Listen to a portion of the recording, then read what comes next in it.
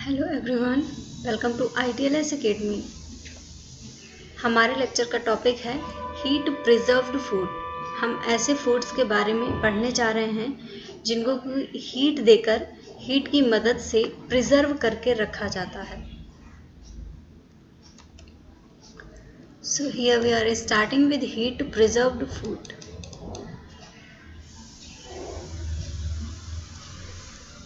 अगर बात करें हम प्रिंसिपल की, so the use of heat treatment as a method of food preservation has ancient root। ऐसा नहीं है कि अभी अभी कोई ये मेथड डेवलप हुआ है, बहुत पुराने समय से इसकी एंशियंट रूट्स हैं। जब टेक्नोलॉजीज नहीं थी उस समय से ही इस मेथड को यूज़ किया जा रहा है for the preservation of food. The aim of using heat is to eliminate, minimize और inhibit microorganism।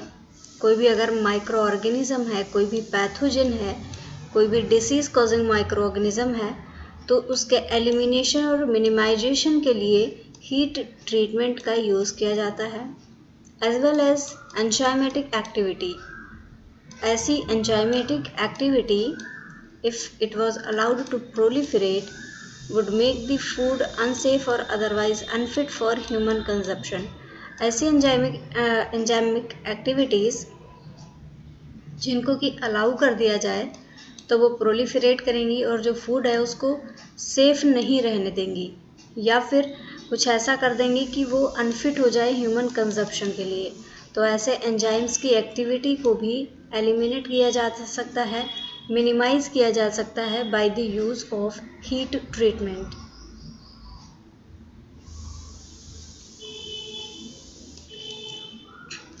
The term thermal preservation denotes the use of heat over a prescribed period of time to render a food suitable for consumption and is a means to extend product durability and shelf life। Thermal preservation ये जो term है इसका मतलब ही होता है heat का use करना एक प्रिस्क्राइब्ड पीरियड ऑफ टाइम। ऐसा नहीं है कि हीट का यूज़ ही किए जा रहे हैं या फिर थोड़ा सा हीट दे दिया। एक पर्टिकुलर टाइम होगा, एक प्रिस्क्राइब्ड पीरियड होगा, उसी टाइम पीरियड तक आपको हीट का ट्रीटमेंट उसको देना है ताकि जो फूड है वो खाने लायक हो सके and mean to extend product durability and shelf life. Product की ड्यूरेबिलिटी और जो सेल्फ लाइफ है, जो प्रोडक्ट का जीवन काल है, उसको बढ़ाया जा सके by the use of thermal preservation method. अब आते हैं हीट ट्रीटमेंट पे। Heat treatment process within the manufacturing environment. जो मैन्युफैक्चरिंग एनवायरनमेंट होता है उसके अंदर ही हीट ट्रीटमेंट की प्रोसेस दी जाती है and must be designed to ensure that the foods subject to such treatment are microbiologically stable. ऐसे जो फूड हैं जिनको कि हीट ट्रीटमेंट दिया गया है उनको ये इंश्योर किया जाना चाहिए कि हीट ट्रीटमेंट के बाद में जो प्रोडक्ट हैं वो माइक्रोबायोलॉजिकली स्टेबल हैं and growth of micro organism is prevented. Micro organisms की ग्रोथ को वहाँ पे प्रिवेंट कर दिया गया है under subsequent storage condition. Proper conditions की बात होती है यहाँ पे ताकि उन्हीं कंडीशंस में माइक्रो ऑर्गेनिजम्स को प्रिवेंट किया जा सके within the manufacturing process and during the period in which the foods are intended to be suitable for storage and consumption.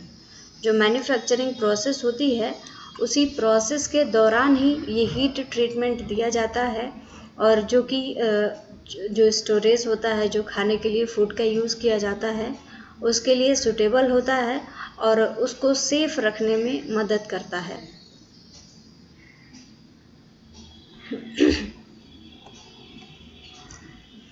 अब आता है commercial sterility. Commercially sterile food is food that has undergone a heat treatment that will destroy all vegetable pathogens। Commercial sterilisation एक ऐसी process होती है जिसमें food का treatment किया जाता है और जो वेजिटेटिव पैथोजेंस होते हैं उनको वहाँ पे नष्ट किया जाता है, डिस्ट्रॉय किया जाता है। And organism capable of growth और causing spoilage in the food under standard storage conditions. जो ऑर्गेनिज्म ऐसे होते हैं कि जो ग्रोथ करते हैं और स्पॉइलेज कर सकते हैं, जो स्टैंडर्ड स्टोरेज कंडीशन है उनके भी अंदर जाके वो वहाँ पे फूड को ख़राब कर देंगे। तो for example low acid canned food और एसेप्टिकली पैक्ड फूड। जो लो एसिड कैंड फूड होते हैं या फिर एसेप्टिकली पैक्ड फूड होते हैं, तो ऐसे प्रोडक्ट्स के लिए कमर्शियल स्टेरिलिटी का यूज़ किया जाता है, जो कि जितने भी वेजिटेटिव पैथोजेंस और ऑर्गेनिजम्स होते हैं उनको डिस्ट्रॉय करने में मदद करते हैं।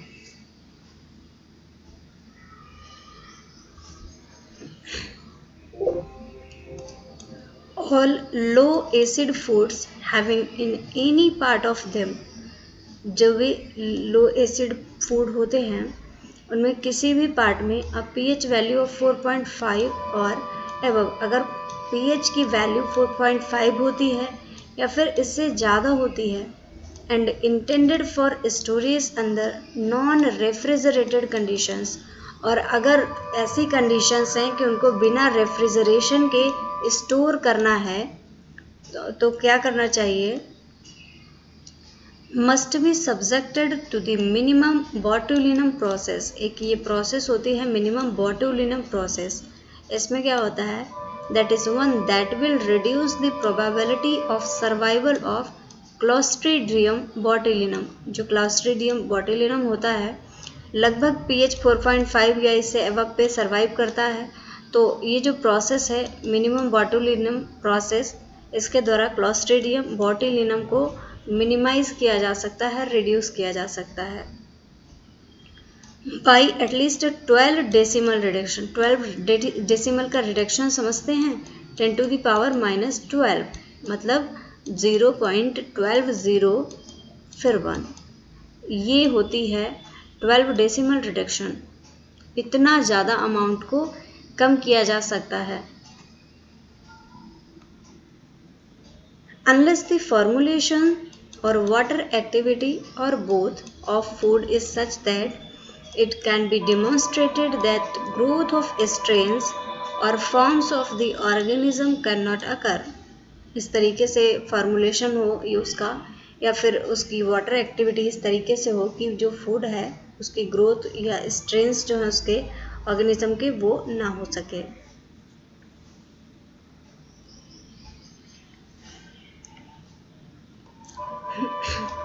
लो acid foods packed in acidic carrying foods. जो लो एसिड फूड होते हैं ये ऐसे होते हैं जिनमें कि एसिडिक कैरिंग फूड होते हैं, एसिड कम तो होगा लेकिन प्रेजेंट होगा, और whose neutral pH value has been otherwise lowered by the controlled addition of acid, या फिर उनकी pH वैल्यू को कम किया गया हो प्रॉपर एसिड के एडिशन के द्वारा।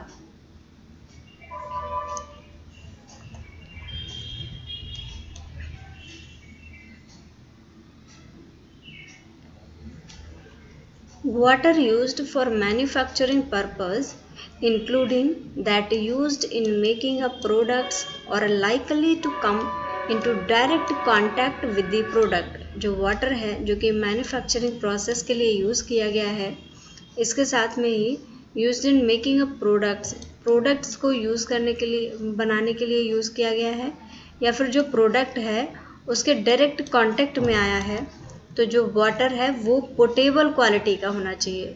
क्योंकि अगर वो प्रोडक्ट के डायरेक्ट कांटेक्ट में आ रहा है, मैन्युफैक्चरिंग के लिए यूज़ किया जा रहा है, प्रोडक्ट बनाने के लिए यूज़ किया जा रहा है, तो ज़रूरी है कि वो वाटर जो है वो पोटेबल हो, वो पीने योग्य पानी हो और सेफ हो, कोई भी उसमें कंटेमिनेशन ना हो, एंड फ्री फ्रॉम, कुछ चीज़ों से फ्री होना चाहिए जैसे कि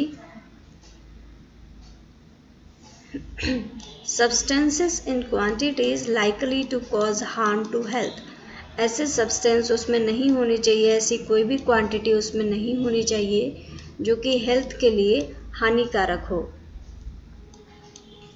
Substances at levels capable of causing accelerated internal corrosion. ऐसे सब्सटेंसेस इस किसी भी लेवल पर नहीं होने चाहिए जो कि internal corrosion of metallic containers कर सकें। जैसे कि फूड को स्टोर किया जा रहा है, मेटल को, पानी को किसी भी मेटल के कंटेनर में स्टोर करके रखा जा रहा है, तो ये इसमें कोई भी ऐसे सब्सटेंस नहीं होना चाहिए जो इसकी इंटरनल सरफेस जो है मेटल की उसका कोरोजन कर सकें, उसका डिस्ट्रक्शन स्टार्ट कर दें। एंड क्लोजर और कॉजिंग टेंट्स। इसके अलावा जो पानी यूज़ किया जा रहा है मैन्युफैक्चरिंग प्रोसेस में वो हार्मफुल माइक्रो ऑर्गेनिज्म को रखने वाला नहीं होना चाहिए।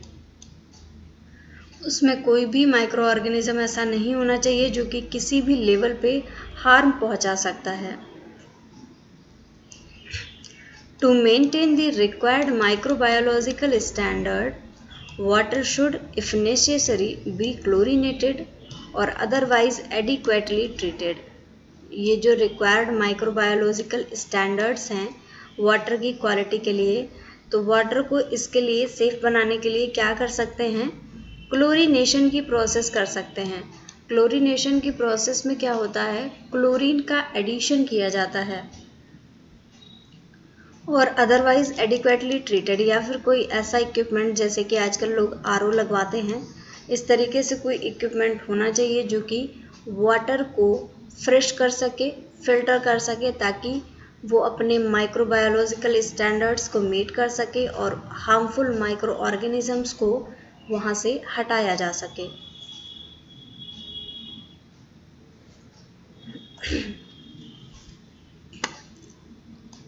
Mechanical unloading and handling systems should be designed so that जो मैकेनिकल अनलोडिंग सिस्टम होते हैं, जो प्रोडक्ट किसी भी जगह से आ रहा है लोड होके, जो मैन्युफैक्चरिंग यूनिट में पहुंच गया, अब इस प्रोडक्ट को अनलोड करना है, तो अनलोडिंग के लिए और अनलोड करने के बाद में जो इंसान इसको लेके जा रहा है, जो इसकी देखरेख करेगा, उसके लिए कुछ रूल्स होते हैं।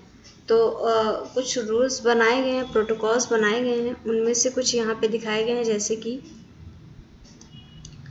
पहला है, dryers can be located as early as possible in the conveying system. जो ड्रायर्स होते हैं उनको जितनी जल्दी पॉसिबल हो सके उनको कन्वेइंग सिस्टम में प्रेजेंट होना चाहिए, लोकेट होना चाहिए। अगला है, there is minimum contact between containers closures and the conveyor surface। Containers जो हैं, कंटेनर को जो क्लोज करने के लिए जो उनके क्लोजर सिस्टम है और जो कन्वेयर सरफेस हैं, इनके बीच में कांटेक्ट ना के बराबर होना चाहिए, और we can say that minimum contact होना चाहिए। नेक्स्ट आता है, abuse of containers is kept to a minimum। जो कंटेनर्स हैं जो कि मैन्युफैक्चरिंग प्रोसेस के लिए यूज़ किए जा रहे हैं, उनके अब्यूज़ को मिनिमाइज़ किया जाना चाहिए। अब्यूज़ का मतलब है कि अगर उनको प्रोडक्शन के लिए यूज़ किया जा रहा है तो सिर्फ़ और सिर्फ प्रोडक्शन के लिए ही यूज़ हो, किसी और काम के लिए नहीं कि कभी उनमें कुछ और कर लिया, कभी स्टोर कर दिया, कभी उसमें प्रोडक्ट की लोडिंग अनलोडिंग के लिए यूज़ कर लिया।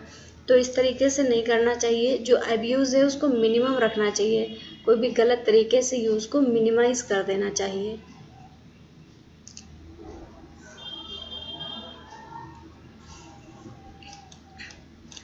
Conveyor surfaces must be easily cleaned. Conveyor जो होती है, कन्वेयर बेल्ट एक कुछ इस तरीके से होती है जिसपे से प्रोडक्ट होके गुजरता है। कुछ आप सभी ने इस तरीके से देखी होगी, ये गोल गोल ऐसे घूमती रहती है, तो इसकी सरफेस जो होती है वो ऐसी होनी चाहिए कि वो इजीली उसको क्लीन किया जा सके, इजीली क्लीनेबल हो, and disinfected as frequently as is necessary to maintain proper standards of hygiene।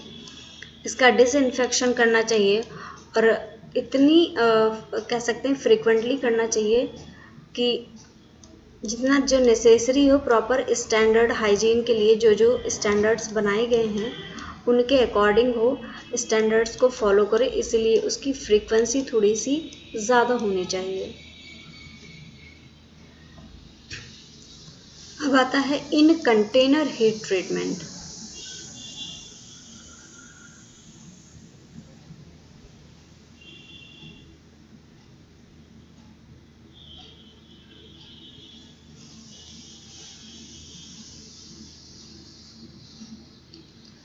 The scheduled heat process should take into account all critical factors. जो scheduled heat process होती है उसको सारे ही critical factors को follow करना चाहिए that may affect the rate of heat transfer in the containers.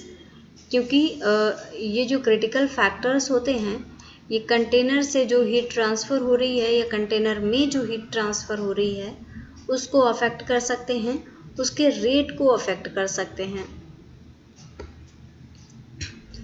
It should be established by competent and properly trained personnels. ये सारी जो प्रोसेसेस होती हैं इनको कॉम्पिटेंट और ट्रेंड पर्सनल्स के द्वारा कैरी किया जाना चाहिए. उनकी जो पर्सनल्स इन्वॉल्व हैं उसमें उनकी प्रॉपर ट्रेनिंग हो और यूजिंग एक्सेप्टेड साइंटिफिक मेथड्स हों, एक्सेप्टेड साइंटिफिक मेथड्स, ताकि जो भी प्रोसेस है उसको अच्छे से किया जा सके. उस प्रोसेस के दौरान कोई भी उसमें प्रॉब्लम ना आए या फिर जो फिनिश्ड प्रोडक्ट बन के रेडी हुआ है उसमें कोई भी प्रॉब्लम ना आए.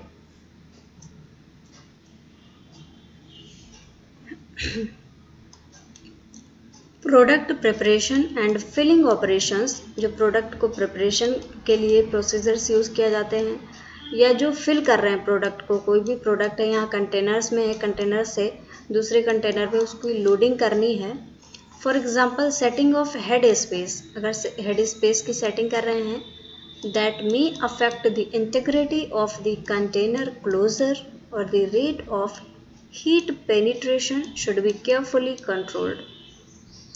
जो इंटीग्रिटी है कंटेनर की उसको मेंटेन किया जाए और जो हीट पेनिट्रेशन का रेट है, कितनी स्पीड से हीट अंदर जाएगी, ये भी बहुत केयरफुली कंट्रोल्ड प्रोसेस होनी चाहिए.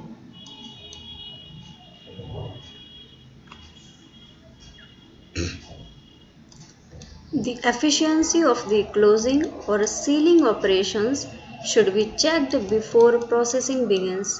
एफिशिएंसी कितनी है क्लोजिंग की, अच्छे से क्लोज हो रहा है या नहीं, या फिर सीलिंग कर रहे हैं जिस कंटेनर की तो वो प्रॉपरली सील है या नहीं, इसकी एफिशिएंसी को भी चेक किया जाना चाहिए.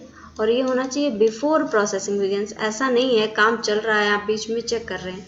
प्रोसेसिंग के स्टार्ट होने से पहले ही इसकी एफिशिएंसी और सीलिंग क्लोजिंग को चेक कर लेना चाहिए. And kept under constant control. और ये रेगुलर कंट्रोल में होना चाहिए to ensure the integrity of the container closure और सील. ताकि जो कंटेनर क्लोजर है या जो सील है उसकी इंटीग्रिटी को इंश्योर किया जा सके और मेंटेन किया जा सके.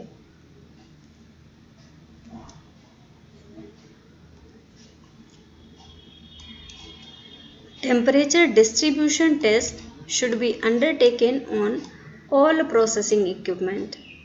जितने भी इक्विपमेंट हीट ट्रीटमेंट के लिए यूज़ किए जा रहे हैं उन पे टेम्परेचर का डिस्ट्रीब्यूशन किस किस तरीके से होना है, किसको कितनी हीट पहुंचनी है, कौन कितनी हीट को बर्दाश्त कर सकता है, ये सारे ही टेस्ट ये पहले ही हो जाने चाहिए. जितने भी प्रोसेसिंग इक्विपमेंट हैं प्रोसेस के स्टार्ट होने से पहले ही सारे टेस्ट होने चाहिए.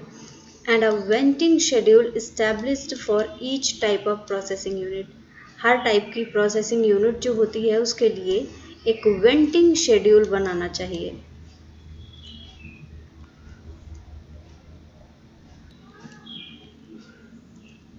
अगला आता है heat treatment followed by aseptic packaging. Aseptic technology is more complex than in-container sterilization. In-container sterilization की जो प्रोसेस होती है माइक्रो ऑर्गेनिजम्स को तो ये भी रिमूव करती है, लेकिन जो एसेप्टिक टेक्नोलॉजीज़ हैं ये बहुत एफिशिएंट होती हैं, अपना वर्क भी एफिशिएंटली करती हैं और इवन ये कम टाइम भी लेती हैं, लेकिन ये कॉम्प्लेक्स बहुत होती हैं and needs to be thoroughly understood by the processor. जो प्रोसेसर है, जो प्रोसेसिंग करवा रहा है, जो पूरी प्रोसेस को कंट्रोल कर रहा है, वो जो एसेप्टिक टेक्नोलॉजीज़ हैं ये सारी इसको पता होनी चाहिए, इसके द्वारा अंडरस्टैंडेबल होनी चाहिए. It involves The production of a commercially sterile, hermetically sealed package of food by pre-sterilizing the food. अब ये जो एसेप्टिक टेक्नोलॉजी होती है इसमें क्या क्या हो सकता है? कमर्शियली स्टेराइल प्रोडक्ट्स का प्रोडक्शन होता है, सील्ड पैकिंग है उसके बावजूद, and by pre sterilizing the food, इससे पहले पैकेजिंग के साथ में इसका हीट स्टेरलाइजेशन हो, इससे पहले प्री स्टेरलाइजेशन भी इसका किया जाता है, फॉलोड बाई कूलिंग, इसके बाद में इसकी कूलिंग होगी, filling and sealing it in sterile containers, और कूलिंग के बाद में इसको फिल किया जाएगा स्टेराइल कंटेनर्स में और प्रॉपर सील हो जाएगा। और ये जो सीलिंग होती है ये भी शेड्यूल्ड प्रोसेसेस के अंडर होती है, which must be applied in order to achieve and maintain commercial sterility, ताकि जो कमर्शियल स्टेरिलिटी है उसको अप्लाई किया जा सके और अचीव किया जा सके, मेंटेन किया जा सके।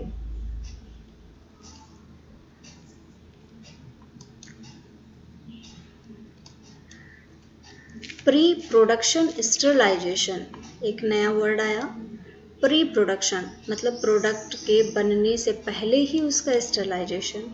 सो pre product sterilisation of all food contact surfaces, जिन जिन सरफेसेस पे फूड का कॉन्टैक्ट होना है उनका भी स्टेरिलाइजेशन होना चाहिए, and should take into account any location, और ये किसी भी लोकेशन पे हो सकता है, that may be slow to attain the set temperature. Non-food contact surfaces may be chemically treated. अब ये जो non food contact surfaces हैं जहाँ पे फूड का कांटेक्ट नहीं होना है, इनको स्टेरिलाइजेशन करने के लिए केमिकल्स से ट्रीट किया जा सकता है ताकि स्टेरिलाइजेशन हो जाए। Chemicals that may be used include hydrogen peroxide, ज़्यादातर हाइड्रोजन परऑक्साइड का यूज़ किया जाता है स्टेरिलाइजेशन की प्रोसेस के लिए। The integrity of the total system should be checked at this stage, जो टोटल सिस्टम है उसकी इंटीग्रिटी को भी इस स्टेज पे चेक किया जाना चाहिए।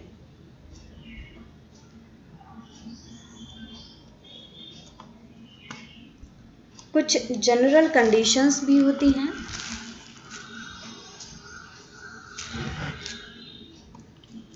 डायरेक्ट हीटिंग सिस्टम में use electrical energy instead of steam, अगर डायरेक्ट हीटिंग की बात करें तो ये एनर्जी का यूज़ करेगा, स्टीम का यूज़ नहीं करेगा। The energy and heat transfer mechanisms are different and should be understood by those responsible for the process design. ये जो एनर्जी और हीट का ट्रांसफ़र होता है ये मैकेनिज़्म दोनों ही डिफरेंट होती हैं और जो प्रोसेस कर रहा है उसको इन दोनों ही प्रोसेसेस की पूरी समझ होनी चाहिए। The control system and it's operations, process हो रही है उसका कंट्रोल सिस्टम क्या है और उसका ऑपरेशन किस तरीके से कैरी करना है, इन सारी चीज़ों के लिए वो पर्सन जो रिस्पॉन्सिबल है उसको सारी ही जानकारी होनी चाहिए। Equipment used for batch sterilisation of product should have sensors, indicators, controllers and recorders. जो इक्विपमेंट हैं उनमें प्रॉपर सेंसर होना चाहिए, इंडिकेटर्स होने चाहिए, कंट्रोलर्स और रिकॉर्डर्स भी होने चाहिए ताकि जो टेम्परेचर है और जो प्रेशर है अगर कोई भी फ्लक्चुएशन होता है तो उनको रिकॉर्ड किया जा सके।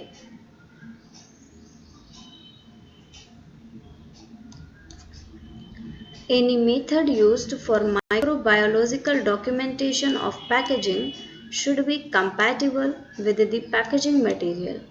कोई भी अगर डॉक्यूमेंटेशन की प्रोसेस की जा रही है तो वो पैकेजिंग मटेरियल के साथ में कंपैटिबल होनी चाहिए, and also take into account the microbiological loads.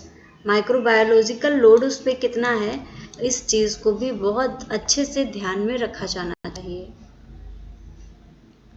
The methods should be designed using proven procedures. जिन भी मेथड्स को डिज़ाइन किया जा रहा है, डेवलप किया जा रहा है, उनके लिए प्रूव्ड प्रोसीजर्स होने चाहिए और उन्हीं प्रोसीजर्स के बेस पे इन मेथड्स को डिज़ाइन किया जाना चाहिए।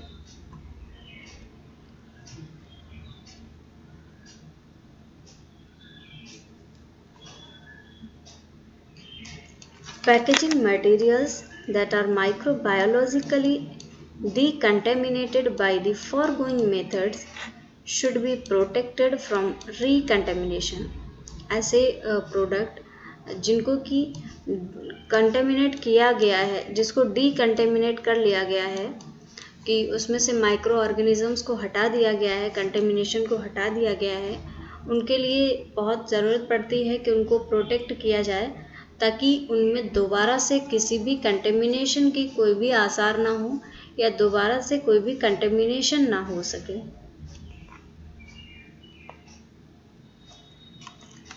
अब आता है माइक्रोबायोलॉजिकल क्राइटेरिया।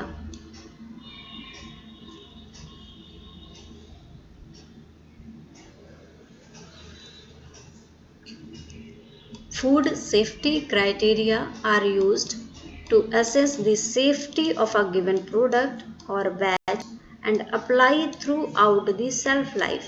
जो फूड सेफ्टी क्राइटेरिया होते हैं, फूड को सेफ रखने के लिए जो क्राइटेरिया बनाए जाते हैं, उनका मतलब होता है कि वो जो प्रोडक्ट है उसको सेफ रखने में मदद करें, या जो भी बैच है जिस पे कि ये फूड सेफ्टी क्राइटेरिया को अप्लाई किया गया है उसको मतलब उसको सेफ रखें। और ऐसा नहीं है कि जब उसको अप्लाई किया गया है तभी सेफ रखें, उसका सेल्फ लाइफ जितना है, उसका जीवन काल जितना है, जब तक कि प्रोडक्ट खराब खुद से नहीं होता तब तक ये फूड सेफ्टी क्राइटेरिया को उस पर वर्क करना होगा और उसको सेफ रखना होगा।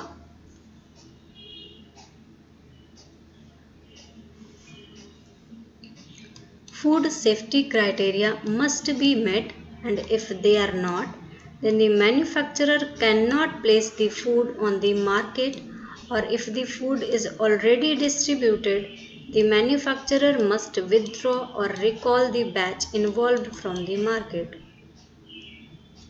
ये जो फूड सेफ्टी क्राइटेरिया है, इसके लिए ये ज़रूरी होता है कि अगर जो उसकी स्टैंडर्ड क्वालिटीज़ हैं जिनसे उन तक पहुंचना चाहिए कि फूड में कोई भी कंटेमिनेशन ना हो, अगर उस जगह तक वो नहीं पहुंच पा रही हैं, वो अपने काम को इफ़िशिएंटली नहीं कर पा रही हैं, तब जो मैन्युफैक्चरर होता है वो फूड को मार्केट में नहीं भेज सकता। कि अगर प्रॉपर फूड की सेफ्टी ही नहीं है तो मार्केट में आप कैसे उसको सप्लाई कर सकते हैं। और अगर ऑलरेडी डिस्ट्रीब्यूट हो गया है, फूड मार्केट में पहुंच चुका है, तो जो मैन्युफैक्चरर होता है उसकी रिस्पॉन्सिबिलिटी होती है कि वो उस प्रोडक्ट को विथड्रॉ कर ले या फिर रिकॉल कर ले, क्योंकि ये मैन्युफैक्चरर अगर ऐसा करता है कि अगर प्रॉपर फूड सेफ नहीं है और वो लोगों तक पहुंचा देता है तो ये इल्लीगल होगा और उस पर इस चीज़ के लिए कार्रवाई भी की जा सकती है। इसीलिए अगर फूड सेफ नहीं है तो उसको तुरंत ही विथड्रॉ या रिकॉल करना पड़ता है मैन्युफैक्चरर को।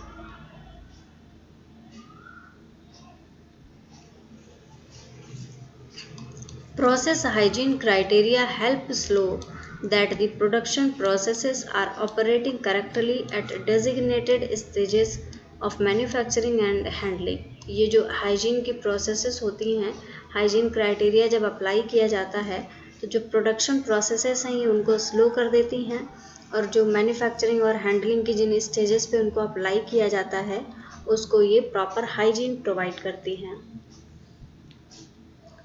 If a process hygiene criteria is exceeded, then this should lead to a review of manufacturing procedure. अगर ये जो प्रोसेस हाइजीन क्राइटेरिया है अगर ये एक्सीड कर जाता है तो यहाँ पे कुछ ऐसी प्रोसेसेस होनी चाहिए ताकि जो मैन्युफैक्चरिंग प्रोसेस है उसको रिव्यू किया जाए, जो प्रोसीजर यूज़ किए जा रहे हैं मैन्युफैक्चरिंग के लिए उनका रिव्यू किया जाए हर स्टेप पे, टू इम्प्रूव प्रोसेस हाइजीन, ताकि जो प्रोसेस हाइजीन है, जो सेफ्टी के लिए प्रोसीजर्स को अप्लाई किया जा रहा है उनको इम्प्रूव किया जा सके, और साथ ही टू द लेवल रिक्वायर्ड। ऐसा नहीं है कि किसी भी लेवल पे थोड़ा बहुत इम्प्रूव कर दिया, जिस लेवल तक ज़रूरत है कि इस लेवल तक प्रोडक्ट सेफ होना चाहिए उनको इस क्राइटेरिया को मीट करना ही होगा।